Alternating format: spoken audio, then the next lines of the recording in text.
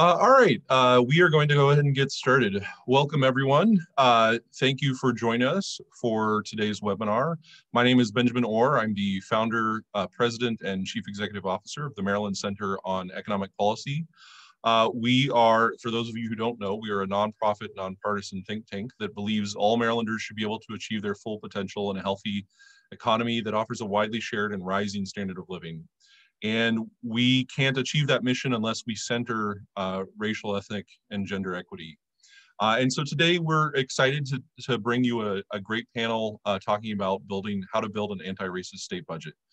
But I want to start by thanking our sponsors, Strong Future Maryland, AFSCME Council 3, the Annie Casey Foundation, and Associated Black Charities. And to kick us off, I want to invite a few words from one of our sponsors, former Secretary of Education, U.S. Secretary of Education, John King Jr. He is the founder and board president of Strong Future Maryland and is a Silver Spring resident with a deep family history in Maryland. So please, Dr. King, please bring us together with a few words. Thanks so much, Ben. Well, we're thrilled at Strong Future Maryland to be sponsoring this event. Really grateful for the work that the Center on Education Policy does to call out inequities and to put forward concrete strategies to address them. When I think about the conversation today, I was thinking about James Baldwin quote, who said, I can't believe what you say because I see what you do. And I was thinking about all the institutions throughout the country and throughout the state of Maryland that in the spring, after the murder of George Floyd and the murder of Breonna Taylor and the murder of Ahmaud Arbery, all these institutions put out statements saying they were in solidarity with the protesters, that they believe Black Lives Matter. But the rhetoric hasn't been matched sufficiently, in my view, by action. And this conversation, to me, is a conversation about whether we in the state of Maryland are prepared to take the actions necessary to address the racial wealth gap, whether we are prepared to take the actions necessary to dismantle systemic racism and the legacy of 400 plus years of anti-Blackness, whether we are prepared to talk honestly about the ways in which redlining and racist policies have devalued Black homes. And then are we ready, with that acknowledgement, to take action? Are we ready to talk about all the obstacles that get in the way of Black entrepreneurs starting and growing their businesses? And are we ready to take the actions necessary to remove those obstacles? Are we ready to make the investments necessary to replace mass incarceration and over-policing with investments in mental health services and addiction treatment? Are we willing to do the things necessary to close the disparities in access to quality education, quality healthcare, quality housing? And so I'm excited that this conversation is happening. Want Strong Future Maryland to be a partner with everyone on this call in demanding change, in pushing for change, and in particular, thinking about how this all gets reflected in the state budget. I'm so happy to join Khalilah in this event. We were in the Obama administration together, and in meetings, the current president-elect, Vice President Biden, would always say, don't tell me what your values are. Show me your budget, and I'll see what your values are. And so this conversation is, do we have the political will to ensure that our budget reflects our shared commitment to racial equity? So thanks for the opportunity to be a part of this, and excited to hear the conversation and to see the action that comes from it. Great, absolutely. We look to the budget for what's actually people's intentions. I am excited to hand this conversation off next to Dr. Harris. Dr. Khalilah Harris is the non-resident senior fellow at MDCEP. She also is the managing director for K-12 education policy at the Center for American Progress. And as Dr. King mentioned, she served in the Obama administration as well. And I will ask Khalilah to introduce the panel and really step back and enjoy this conversation with such a rich panel. So thank you. And Dr. Harris? Thanks, Ben, and thank you, John. It's always a pleasure sharing space with you, with your commitment to racial justice and making sure that our budgets do reflect our values. Thank you, Ben, for the introduction. I certainly enjoy working with the Maryland Center on Economic Policy, and I'm pleased to be here today. This conversation really centers on, as John said, moving from words into action. We have an amazing panel of guests who run the gambit of expertise from justice work in the criminal legal system to participatory budgeting.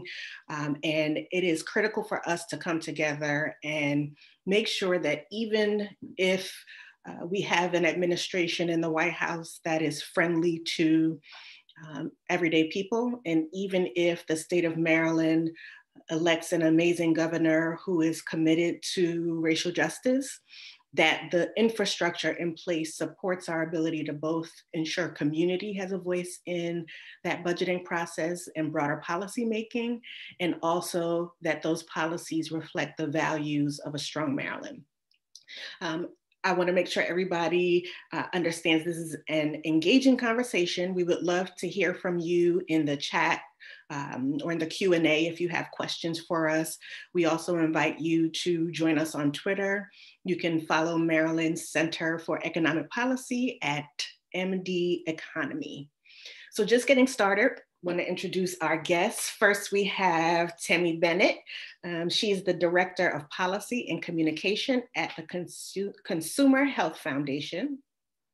Also, Shari Davis, who is Executive Director of the Participatory Budgeting Project. Welcome.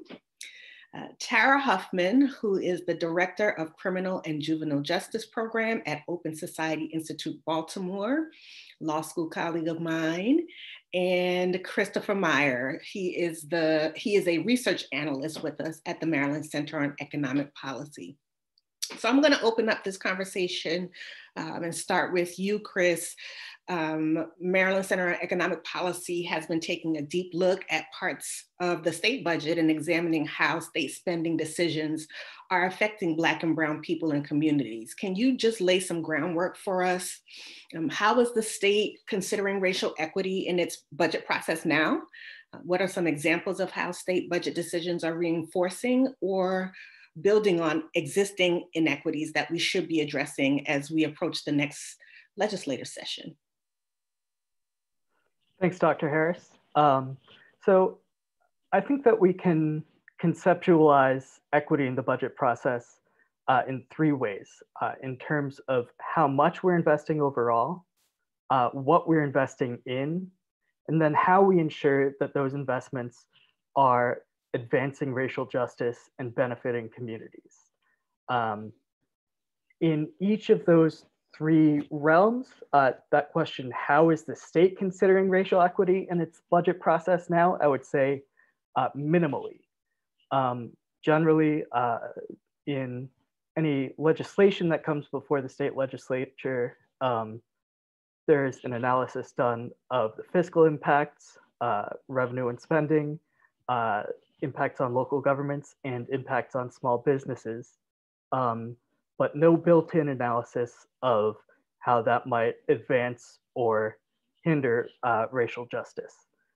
So we think that it's really important to measure equity as part of the budget making and policy making process. Then turning to those three realms, in each of those, there are ways that our current policies are really hindering racial justice. So thinking about how much do we invest, we've seen after the Great Recession, over 10 years ago at this point, and now as we look at the COVID-19 recession, we see generally as revenue falls, we see severe spending cutbacks in investments in communities, and then those are followed by inadequate rebuilding in the following years as the economy recovers. And those cutbacks we know generally tend to disproportionately impact Black and Brown Marylanders. One way we can see that is in school funding equity. So we made significant progress near the beginning of this century in investing more in schools.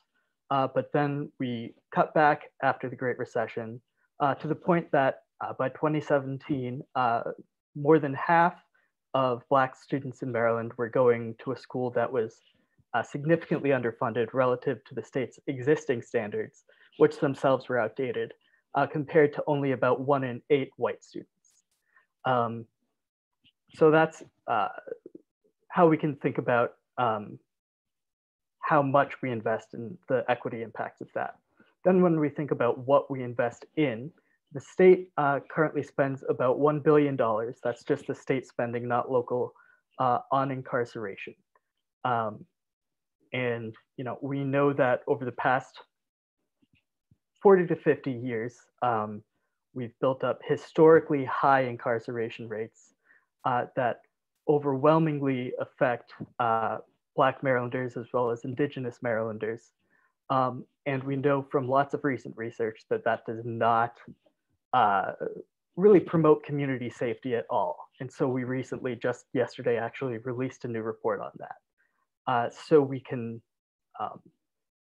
really move away from those counterproductive policies by doing comprehensive sentencing reform, not just looking at drug offenses, but really looking at the entire spectrum where our sentencing policies are out of step globally. Then doing things like requiring fair wages for incarcerated workers, allowing incarcerated workers to organize and negotiate collectively about the terms of their employment, and then shifting toward investments in communities, in housing, in healthcare, in projects to actually build up communities and making sure those come with good jobs, which we know are connected very closely to criminalized activity and to incarceration, and make sure that those are targeting for hiring people who are most affected by mass incarceration. And I don't want to take up too much time, but then thinking about how we ensure that those investments are benefiting directly affected communities. Again, that comes back to measuring equity as part of the budget making process, making sure that our investments are distributed geographically in an equitable way, because we know housing discrimination makes geography really kind of a fulcrum of racial justice and injustice. And then again, making sure that we're creating good jobs that support a strong economy, not using our state investments to create lousy jobs that actually weaken the economy. Thank you, Chris. And I appreciate you also referencing some factors for the Indigenous people here in Maryland. I want to take a pause and thank the Lenape people and the Susquehannock people whose land I am currently sitting on in Baltimore City for their stewardship of this land that was egregiously taken from them. Temi, I want to go to you next. And, we commiserated a little bit about all our kinfolk not being our skinfolk, and just the concept that for people to consider anti-racist policy and practice doesn't necessarily mean that the people who look like you are the perfect stewards for carrying that forward, and how important it is for us to pay attention to what laws are being passed and their direct impact. Some local jurisdictions in Maryland have passed policies requiring racial equity impact analysis as a part of their regular decision-making process. Can you share some information about what Montgomery County is doing in particular and what impact that's had so far?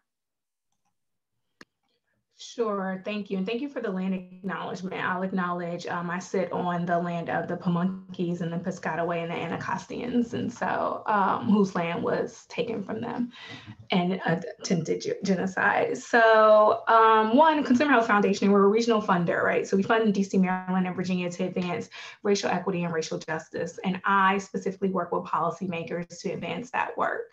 And in Maryland and DC, in particular, Montgomery County and DC in particular, have passed in racial equity legislation. They're actually pretty comparable, and I'll talk about that in a second. But one, it is the most progressive that we've seen, the most substantive that we've seen. There are other jurisdictions in our area that have passed racial equity resolutions, but this is one that actually has been like funded and actually is dedicated full-time employees to this work, right?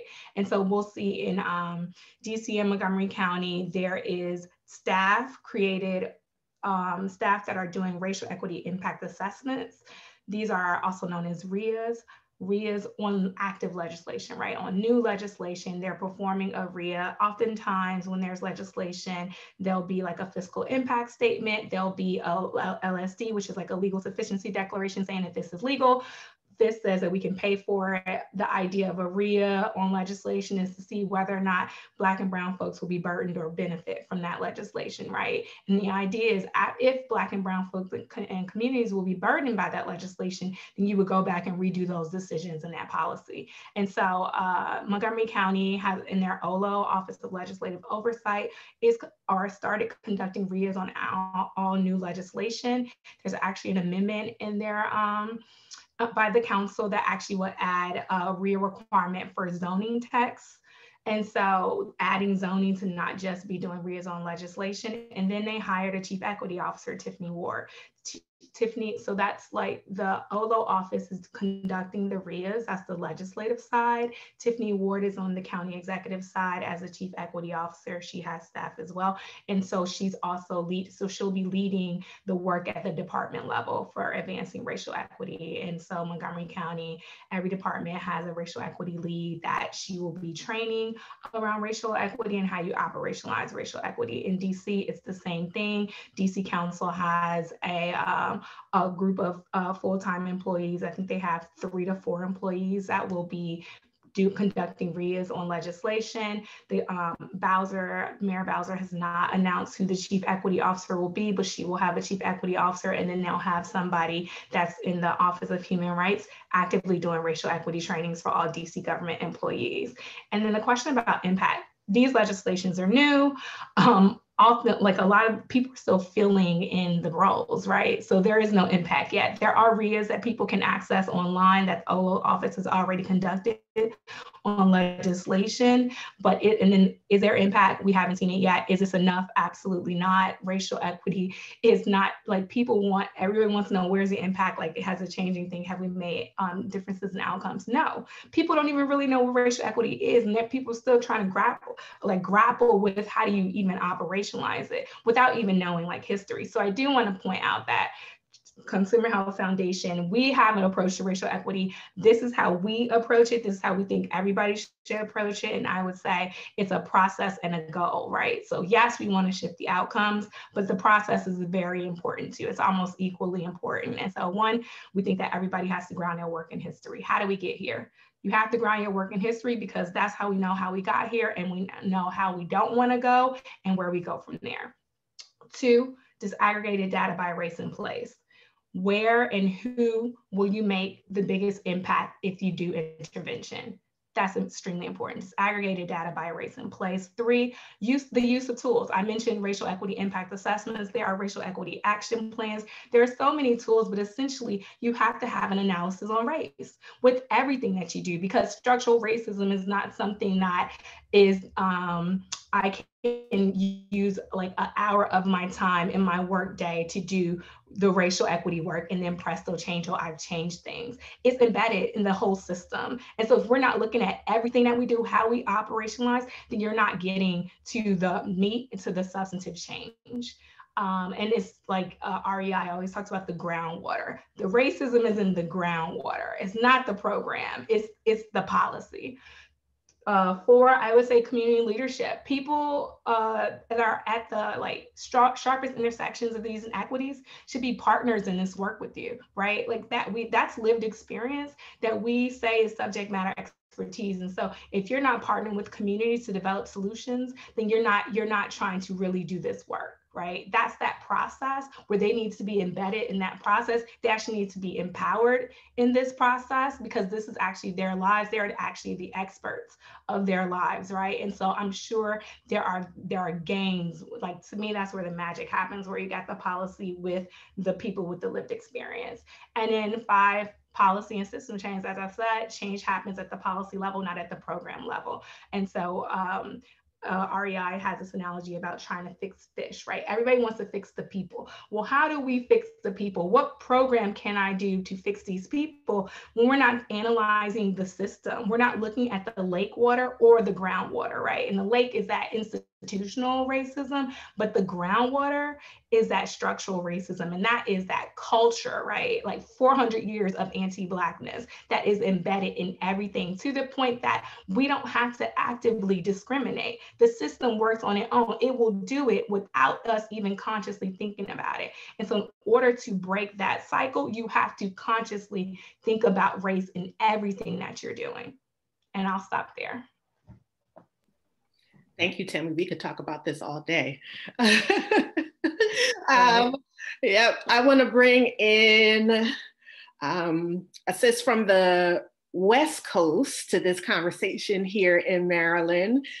Shari Davis is with the Participatory Budgeting Project and does some amazing work in supporting jurisdictions, not only to ensure that their budgets reflect values and values that show evidence of a racial equity analysis, but also broadly across different policy issues, how the public who puts elected officials in place and is paying their taxes can participate in making sure those policies work for them. So Shari, your organization is focused on helping citizens bring their voice to the budget process. Why is it important for increasing the equity of public spending? What are some of the current barriers that discourage people from participating in these discussions? Well, first of all, Dr. Khalilah Harris, thank you for moving us through this conversation. Thank you all for allowing me to be here with you. I am calling in from the West Coast and occupied Ohlone land. And one fun fact is my family hails from the Nanticoke Indian tribe, which is a member of the Lenape people. So I feel in good community with all of you. So I really do mean thank you for letting me be a part of this conversation and learn about the way that you all are approaching this work. To answer your question around budgets and some of the barriers and how we can overcome them, and maybe some learnings that I've seen at the Participatory Budgeting Project, I think it's really important that I acknowledge something that's super true and has helped to form my opinion. I am a recovering government employee. I started working in local government in the city of Boston, Massachusetts, when I was a teenager, and had nearly a 15-year career in government where I had an opportunity to build and create departments, like really change government. So part of the reason why I think it's possible is because someone messed up and let me do it once. And now I believe that it's part of the fabric of how government works, or should work, or can work. I know that it's possible. And my introduction to participatory budgeting was actually when someone said, hey, we're gonna budget completely differently. We're gonna do this the way that it should go. We're gonna allow people to make decisions about how budget should be spent. If we are gonna have a moral document that reflects people's needs, their expertise, the trust that we have in them, their brilliance, then they need to be able to make those decisions. And it can't be the way that it has been happening. And so just as a reminder, some folks that work in government are also not familiar with how public budgets work. So the quick summary on this is generally, this is how budgets work. A person or a group of people, small group of people, take some guesses about what the expenses an institution is going to have for 12 months. They take that budget and they show it to another person or small group of people that reviews it, makes some decisions about whether or not there are pieces of that budget that should not move forward. While that's happening, community is watching, and they have the opportunity to say some stuff about it that may or may not be incorporated into the final document. The final approved document is the plan for expenses for that calendar year. What I do is radically different. Instead, we say, hey, we're going to build a healthy community here, and you're the expert. Let's have a conversation about how we make some decisions together and surface some of our needs, surface what is feasible, and most importantly, surface what is going to have the most equitable impact for us to thrive in building a healthy community. Instead of that small group of people, we open it up to everyone. It's not a secret. We demystify the budget. This is what this means. You don't have to be afraid of a spreadsheet. And if you don't like a spreadsheet, we can put it in a different format. These are the investments that the city is planning to make. What should we do and how? And then how can we engage everyone in being a part of the execution of those plans and the pivots that will 100% be required? And through that process of participatory budgeting, we realized that like centering people is the biggest barrier, because that is not the way that public budgets are set up. And that's not the way that folks generally interact with them. When I worked in government, I would look at the people that sat left and right of me. Some of them manage budgets. And I would say, how do you buy a stapler? They had no idea. Procurement is really mystifying for a lot of folks, even those individuals that are so deeply into the system that they can't explain how it works. And so when you begin to ask the question of why don't we do it different, there's a real challenge in first understanding how it's done now. And I actually like that challenge because it means that we can really begin to situate folks and what the goals of the budget are. And I think that is like the biggest barrier, is talking about what we actually are trying to achieve with specific terms that don't come from a small group of people behind a door, but instead come from an open and evolving conversation. Temi just described this need for being able to situate in history, to reckon with it. I would just add that I think a big piece of what we're up against here is first vulnerability. Like folks inside and outside of government, and ideally they're the same people, need to be vulnerable first. Second, you can't be vulnerable without acknowledgement. And acknowledgement isn't just saying I heard you, it's demonstrating that. And the third piece is you can't just be vulnerable and talk about it. You have to move into action, and it has to guide your actions for the history that we're writing now and the history that we'll look back on. I think that that piece of it is so incredibly important.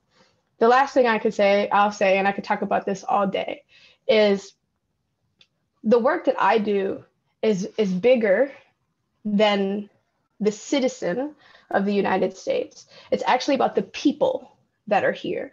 We talked about land acknowledgement.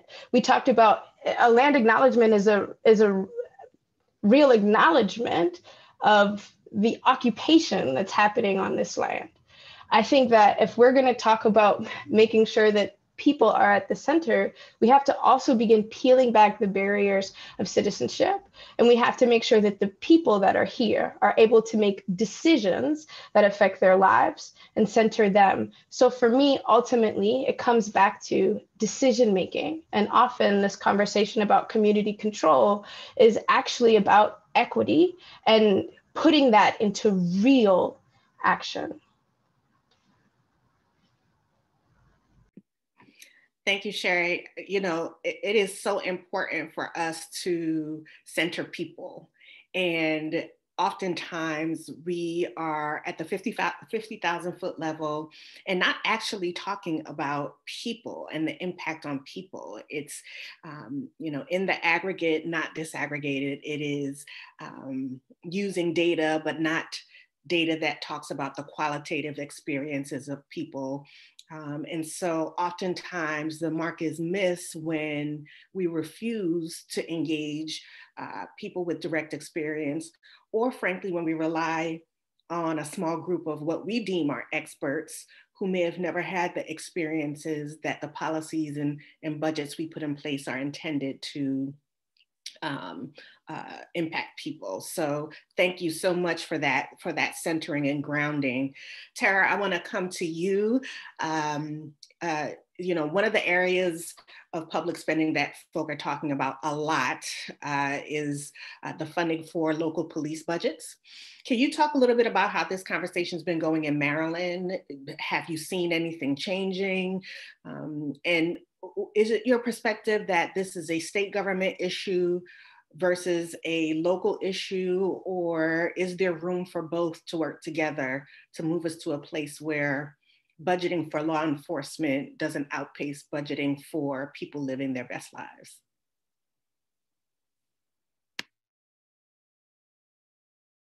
You have to unmute yourself.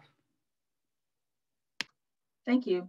Thank you for that question. And I will follow the culture that we are creating here and saying that I am calling in from occupied Piscataway land in West Baltimore County. Yes, and so the conversation around police budgets and doing something different around police budgets in the state of Maryland is not going well. We're talking about an institution among many institutions that are part of the criminal justice system that is used to gobbling up more than the lion's share of any budget at the local or state level. Right here in Baltimore City, the police budget exceeds $500 million. This past legislative session, the city council was able to sort of cut $22.4 million from the police budget. And if you had, listened to some who are part of the FOP talk about it, you would have thought that the city council had just totally gutted the police department, but nobody lost a job. Everything is still very well funded within the Baltimore Police Department. And it is the case around, that case around the state, and I would say the nation. I'm physically here, but part of my spirit is on another call with some other peers in the field, talking to 8 cities who are doing their best to drive divest and invest campaigns in their respective jurisdictions, and the opposition that those cities are running up against, not from the community, but from the institutions and all of the politicians and policymakers and decision makers who support those institutions is mind-blowing. But we say all that to say that we recognize that this is not going to be easy, but it is the right thing to do. And I want to thank Chris and Temi and Shari for lifting up the word of the day, which is intentional. If you're going to get at anti-racism, anti-Blackness, and bringing about racial equity, it has to be intentional. It has to be intentional. It has to be sustained. You have to bake it into the lake water and the groundwater. It cannot be just a position. It can't just be a statement. It has to be all up and through, right? The policies, the programs, the staffing, who you hire, why you hire, what you do with them while you're there, and in the budget. All of that is controlled by the budget. And so in terms of the role that the state has in all of this, I will remind folks, or maybe educate some folks, that when it comes to police departments, those are locally owned, locally operated, locally controlled, and locally funded. So whether you're sitting in Baltimore City or any of the other 23 counties, the budget for the police department is coming out of the county budget.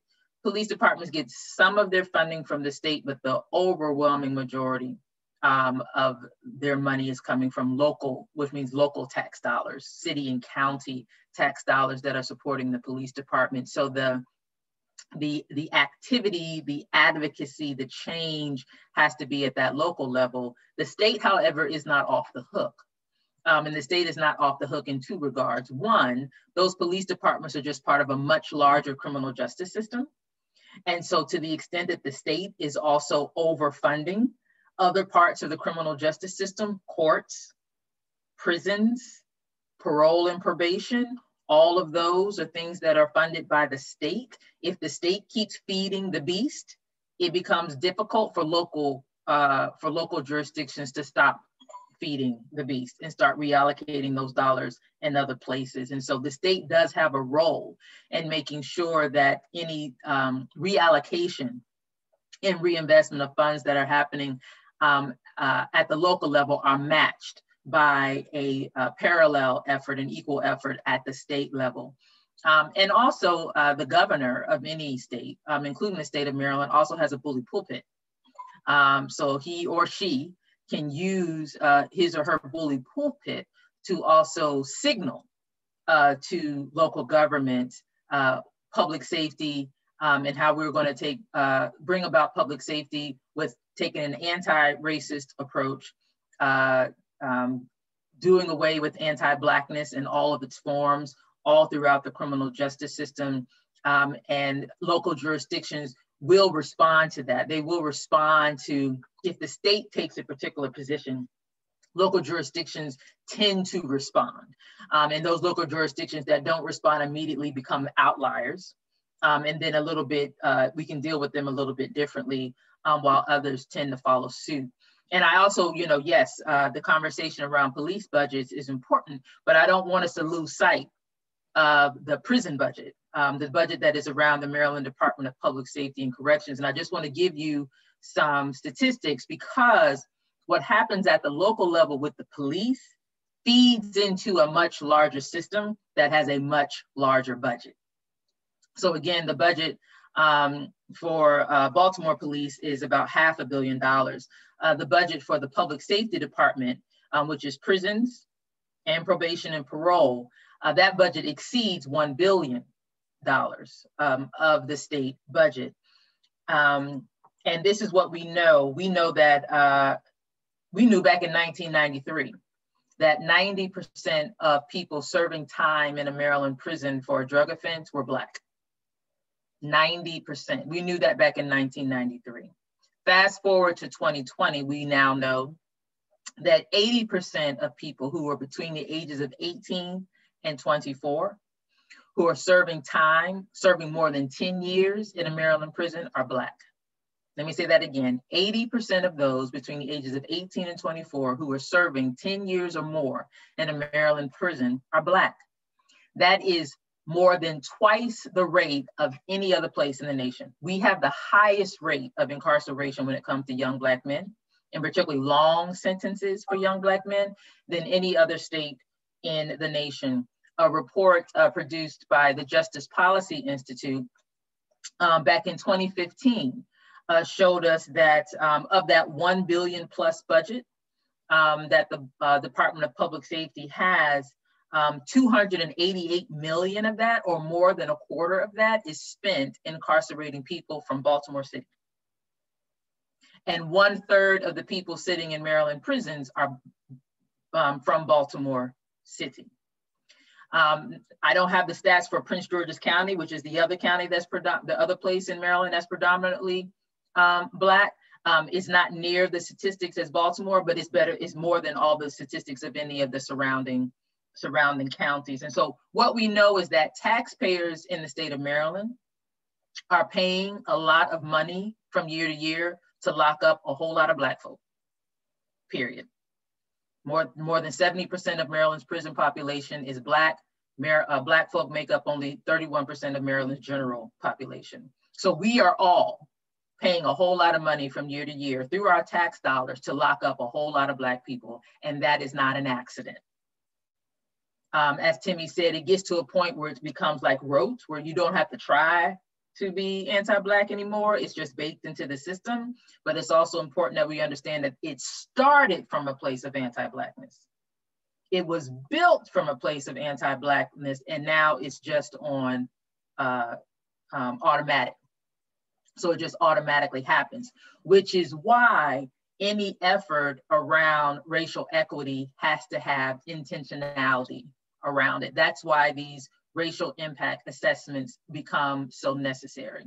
And having these racial equity audits of, sending every program, every policy of your organization through an audit to see the impact that it's having, and then making the intentional effort to undo it.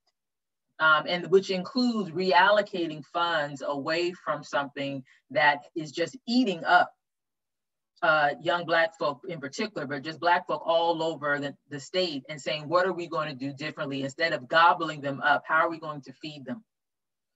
Literally, sometimes just feed them, but also feed them in terms of education, in terms of economic opportunity, in terms of health and wellness. What do we need to do differently to feed these communities, as opposed to rob these communities of resources, including human resources that are necessary to building healthy communities, healthy families, and a healthy economy for everyone. And I'll say as I close that we're spending all of that money, locking up all of those Black folk, and we're not any safer for it.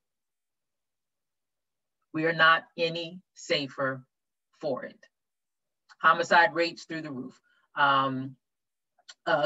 People talk about how crime is starting to creep into their communities, right? Their communities, right? And they don't like that, right? Because none of what we're doing is making any of us safer, and it's most certainly not making those Black communities that are being robbed of human capital, it's not making them any safer. It's destabilizing them even the more, and you cannot contain destabilization. It will eventually spread. So this is where we are, and we need to recognize that it is coming from a place of anti-Blackness, and that the approach we have to take has to be intentional about anti-racism. And the budget is a place not only to start, but it's a place that drives a lot of this, and that can begin to solve a lot of this as we move forward. Thank you, Tara. All of that. That was great. And we are going to move into questions from our viewers. So thank you for those of you who sent them in earlier and who are asking them now in the Q&A or via social media. One of our viewers, Corrine Lepilles, talked about integrating other forms of identity experience with race, and how we think about how that approaches or how we approach building budgets that are anti-racist. And, you know, Tara, when you were just speaking about the mass incarceration being exponentially disparate in Maryland from other states across the country, this is a time where being number one is a problem. You know, we know that over the past couple of decades, as Chris was referring to, we've had disinvestment in education. We know that our jails are filled with people who have disabilities, right? We know that we did not invest in remediating asbestos and lead paint poisoning or lead poisoning for our children in schools or in their homes. And then they get diagnosed with disabilities, and they are also young Black men and women. And then they end up living the rest of their lives or large parts of their lives in jail. I want to ask all of you, beyond police spending, when we talk about investments and we talk about the ways we use our dollars, you know, when we talk about racism, people often talk about making people feel good and easing people's discomfort for them to be able to talk about racism, as if the discomfort of experiencing racism is not untenable. On the same token, and they also ask for people to describe and explain things. On the same token, with the defund movement or the divest and invest movement, you have folk who will say things like, it's a distraction to say the word defund, as if they don't know what it is that we're saying, right? And, you know, they get stuck there when it comes to the police budget in particular. Shari and I talked a little bit about abolitionist budgets and abolitionist practice. And, you know, I know that people's heads explode when you say the word abolition, because they automatically think you're taking something from them. And we know in Maryland, it's not pie. There's enough for all of us. We are one of the wealthiest states in the union. For all of you, and I'm gonna start with you first, Chris, to bring you back into the discussion. Beyond police spending, what else do you see as a particularly impactful change that will make our state investments more equitable? And if you'll just take 1 or 2 minutes, and I'll pitch to all of you on the same question. Thank you. So it's a difficult question because there really isn't one to two. I'd say the one that really comes to my mind as really sort of a fulcrum that affects everything else is housing and its effect on neighborhood segregation and wealth building. So I would say, you know, making big, bold investments in affordable meaningfully integrated housing, that means across every type of neighborhood, across every part of the state, is really important. But I know you could make exactly the same case about education, about food, about transportation. And so really, I think one of the most important things, you had said, you know, the budget isn't pie. It's too easy to think of it as pie and thinking, well, how big do we make this slice and what other slice do we take that from? And we can't be scrambling for crumbs. We really need to, I just said it's not pie, but increase the size of the pie. And that means we need an effective and equitable revenue system to make sure that we can expand all these investments that support communities rather than trying to trade off food versus schools versus housing. Thank you, Chris. And as you all may know, I am a fierce education advocate, and something that I am a proponent for and advocate for, you know, there are two things that particularly the Maryland Center on Economic Policy has discussed before, which is absolutely making sure people pay their fair share of taxes. So our 1% gets away with paying less taxes than your average middle class, working class family. And then the second is just the idea that if we take money from one part of the pie, then the other part doesn't have access to those resources. And that's what I mean when I say this is not pie. There are plenty of resources, but in particular in the education sector, what I would promote is extrapolating the use of property taxes to fund public schools. That incentivizes segregation. It incentivizes people to hoard resources. People are inclined to support resources being held for their own children, which is understandable. I have 3 of them. But that use of property tax to fund public schools is at this point unconstitutional. If you look at the case of Rodriguez versus San Antonio San Antonio Independent School District, which is a Supreme Court case, they found that class wasn't a protected group of people, but in the event that race is being used, is being heavily impacted, that is a protected class under the Constitution and the Equal Protection Clause. And we see that across the country.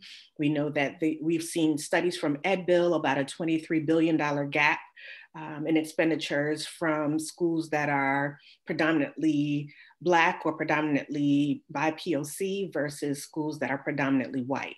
So I want to pitch now to Temi.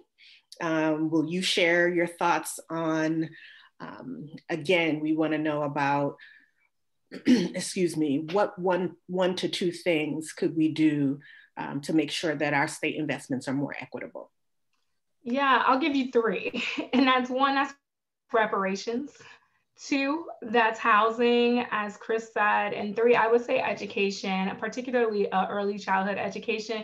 And I always want to point folks back to, I don't know if people are familiar with Martin Luther King's speech, like a few months before he was assassinated, how he talked about how this country gave land to like the poor European white peasants that came over here, right? So then they gave them land, then they built land grant colleges to teach them how to work the land, right? And how this country has given these whiteness, well, we're not going to go into the construction of whiteness, but has given white people an economic floor to build on, right?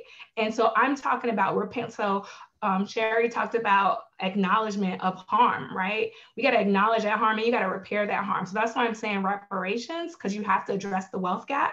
I'm talking about housing, our babies need homes, and education for us to be able to pull ourselves up by the bootstraps, right?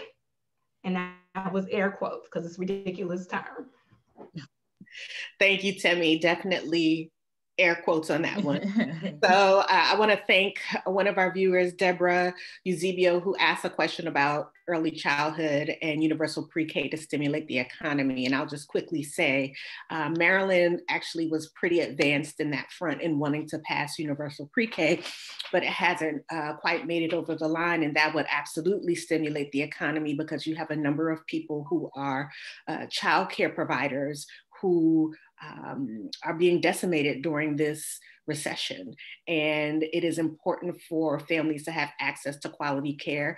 We also need to apply a culturally responsive and culturally affirming lens to that. Some people's families don't send their children to pre-K. In my family and culture, I'm a first generation citizen. You go with grandma, you go with auntie, you go with Miss Jean down the block, because that's family. But what resources are provided for them to be able to access breakfast and lunch, to make sure that they have some funds set aside for materials. Play is immensely a high quality practice for children of that age. And some preschools, frankly, move children too quickly into a formal academic structure and stymie their ability to do play. And we see that predominantly in communities that have been marginalized. If you go into more affluent communities, you'll see play as an embedded structure. So that gets into the groundwater being embedded with bias. And then you see that throughout children's education system, where, you have a drill and kill, you have to pass the test environment, versus in more affluent communities where children are not doing test prep. The expectation is the ways that they are engaged during the day will promote them being able to show their mastery on those tests. So it's not of great importance. So Shari, I want to bring you in here. Are there 1 to 2 things that haven't been named yet you think we should be focused on in the state of Maryland to move us to a more equitably invested budget? The 1 or 2 is really tough, Dr. Harris. I think that's hard. I think, +1 to a lot of what like Temi and Christopher shared. I think for me, it comes back to, honestly, and this might sound a little bit strange, but I think a big piece of the investment actually has to be in communications. I think that as we have conversations about what participation looks like, the ways in which participation has to change and adapt with us and with the conditions that we're in. I mean, I don't know that we've even talked about this, but we are in a global pandemic right now. So even as we talk about the communities, like micro communities that are built that we want to be resourced, that are vital to folks that are in Maryland, it's actually hard to physically touch them right now.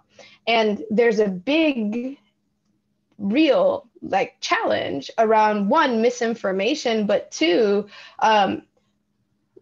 this idea that we are already defeated, or that there is a limit to the amount of change that folks can truly realize. And so I do think that as we have conversations about the importance of healing and what it means to invest in healing, yes, reparations are a part of that. There needs to be immediate cash assistance to folks so that they can live to heal. And the second piece of that is we need to be able to invest and build muscle and skill to talk about what we are actually talking about safely, to be able to specifically name communities, and so that the burden of change does not rest solely on the most, forgive this language, but the most marginalized, the people who have experienced the most oppression should not carry the full burden of change. That to me is deeply inequitable. And I think that we have to really invest in ways to have conversations that move into action. And if I'm being really honest, this is not a critique of Maryland, this is a critique of the field. I don't think that we are investing in that. So it's really challenging then to be able to make decisions together or embrace values of Ubuntu and embrace values of community decision-making. And And yeah, nobody wants to pay taxes because there is no trust. And so I think before we get to some of those things, we have to build muscle to talk to each other about things that for generations, some people have never confronted, and it can be really painful. And it doesn't matter if it's painful. We have to be able to build conditions of safety so that we can heal.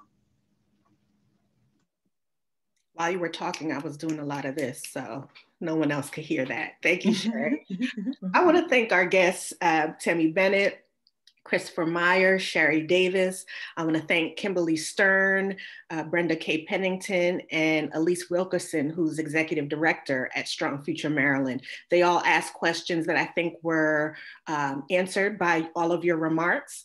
And Tara, I'm going to let you close this out with your 1 to 2 things. I cannot believe it is almost 3 o'clock right now. So I'm going to let you have the final word and then pitch back to Ben to close us out. Thank you, Khalilah, and thank you, everyone. And thank you, Maryland Center for Economic Policy for doing this panel. My 1 or 2 things are sort of practical.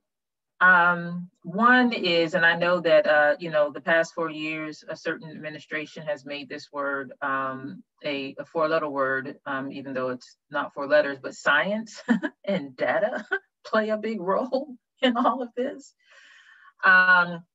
Again, people of color, and particularly Black people, have never really had the benefit of science and data, because no matter what the science and the data says, somebody figures out how to not make it apply to us, and we don't get the benefit of that. But the truth of the matter is that when you look at the science of criminology and the data of criminology, it shows you that at some point, I'm speaking specifically to long prison sentences, right?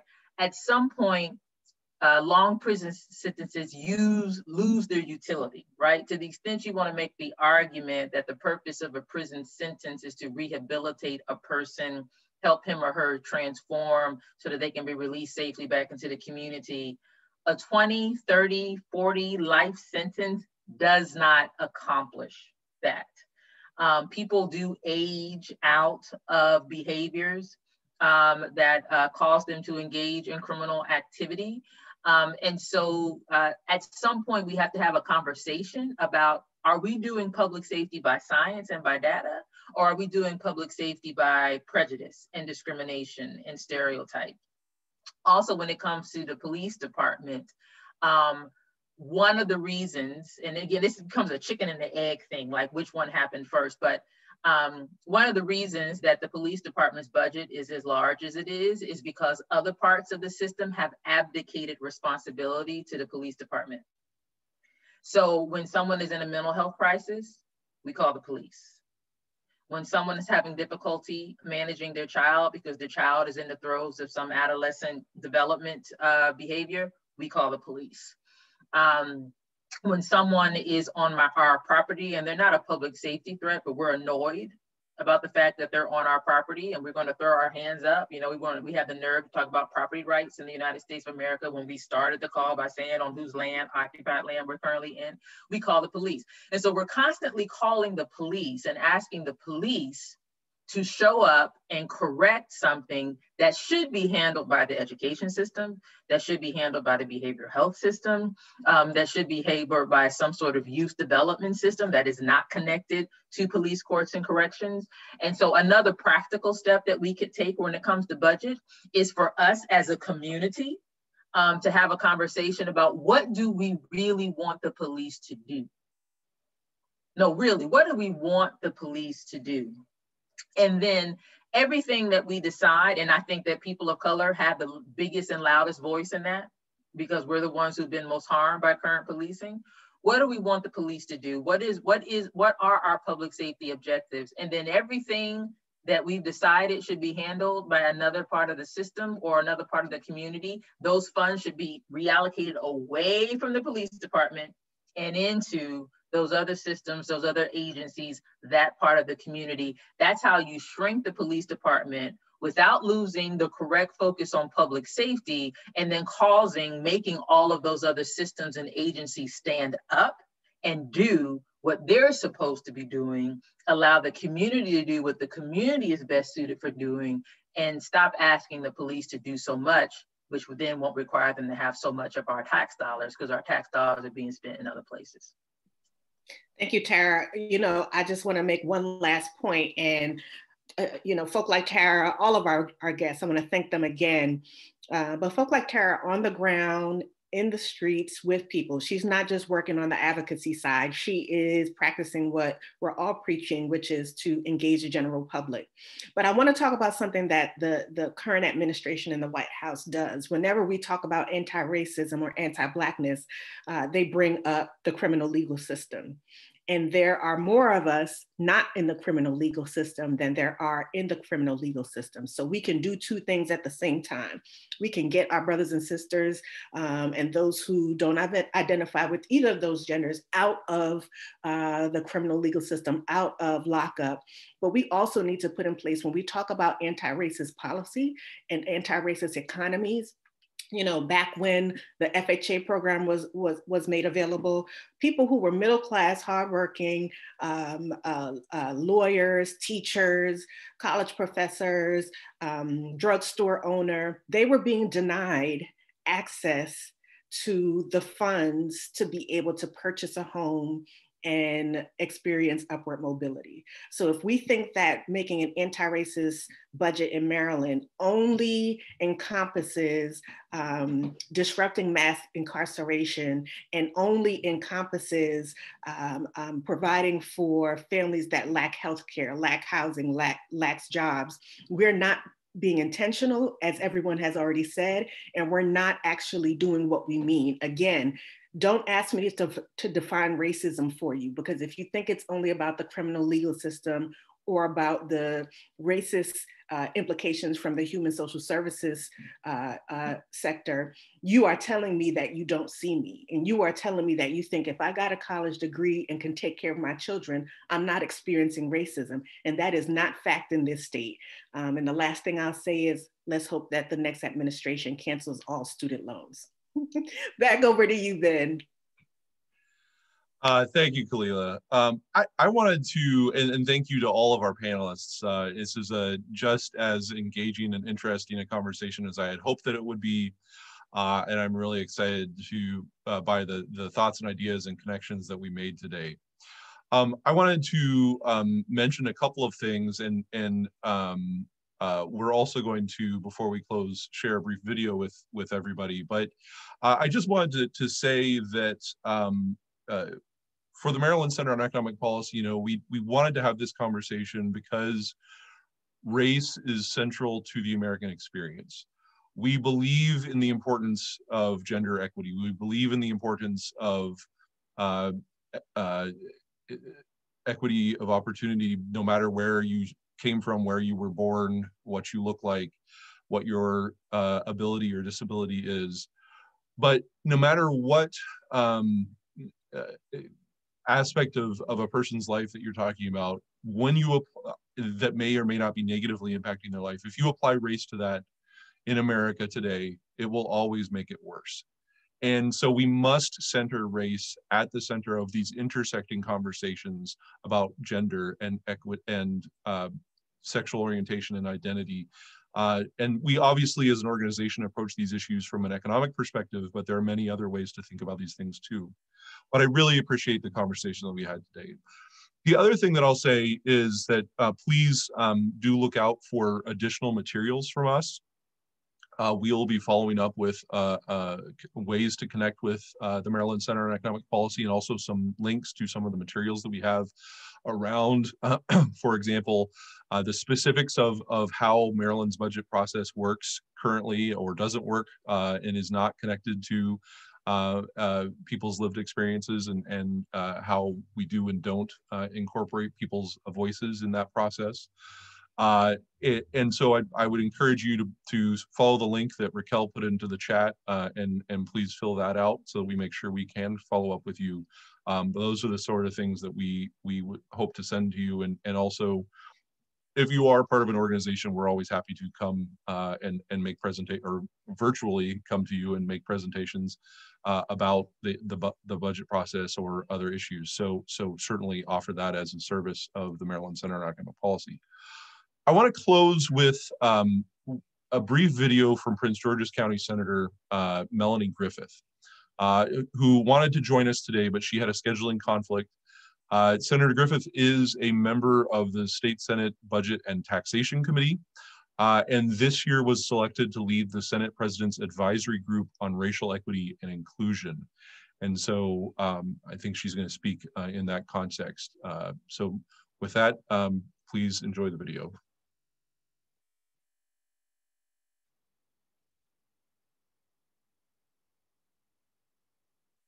Oh, we've got no sound.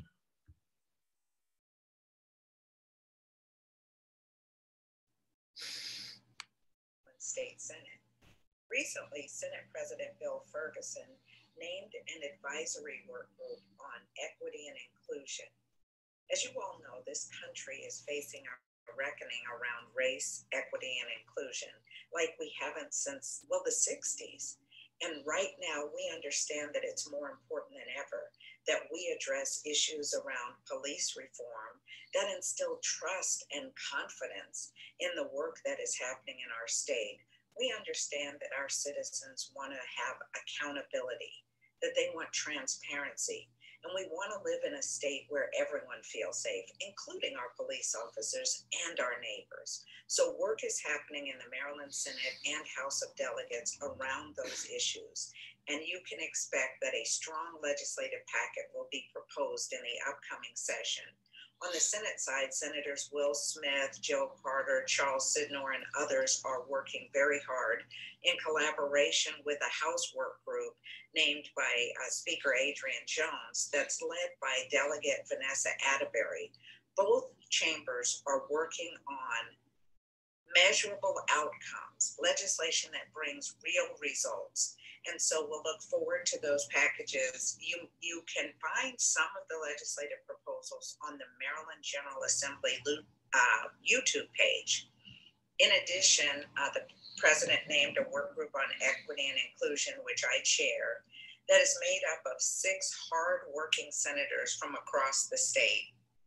It is a bipartisan group, and we've been working for months on 3 focus areas. We've been focused on health disparities, environmental justice issues, and wealth equity and opportunities.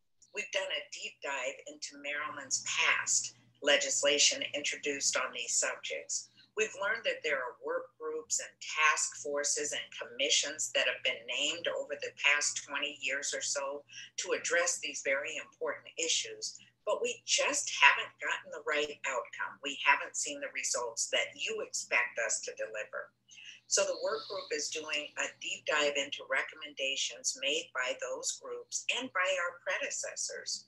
We've also done research at a national level through National Conference of State Legislators and Council of State Governments to find out what best practices are having in these areas across the country. We are expecting to have recommendations for the President and Senate leadership by the time we return to Annapolis in January. What I would say to all of you is there are no silver bullets, there are no magic solutions, but we do recognize that what we're doing is not enough. We've made some gains in the state in terms of providing resources, access to capital for minority businesses. We've also placed certain goals in our procurement, in our contracting process, but we're not meeting those goals.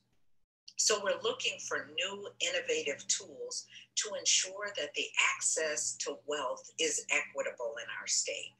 We're absolutely looking at every new proposal that would involve funding, that would involve new innovative endeavors by the state, like sports betting, for example. The members of the Legislative Black Caucus are working diligently to make sure that when legislation passes in the state that authorizes sports betting, that it's passed with an understanding that we absolutely have to make sure that there is an opportunity for minority businesses to participate in this new industry in our state. We're also looking at other opportunities to build in equity. You all may have heard there have been disparity studies that are conducted throughout our state to determine whether or not there are equal access to these business opportunities. And we're learning that we're just not participating in the way we should in the expenditure of state dollars at the public and private level. So we're working on that. What I would say to you is the budget outlook for our state is uncertain. We are not sure what the overall impact of COVID will be on our ability to fund the programs and services that our citizens depend on.